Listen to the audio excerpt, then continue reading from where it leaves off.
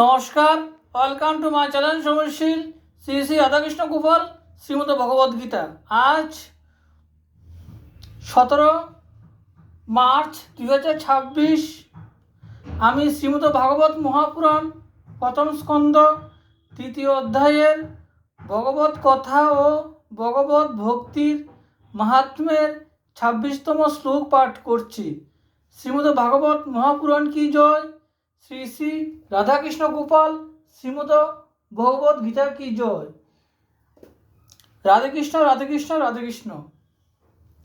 যারা এই ভবসাগর পার হতে চায়, যদিও তারা কারো নিন্দা করে না বা কারো দোষ দেখে না, তবুও ভীষণ মূর্তি, তমগুণী, রজগুণী, ভৈরবাদী, ভূতপতি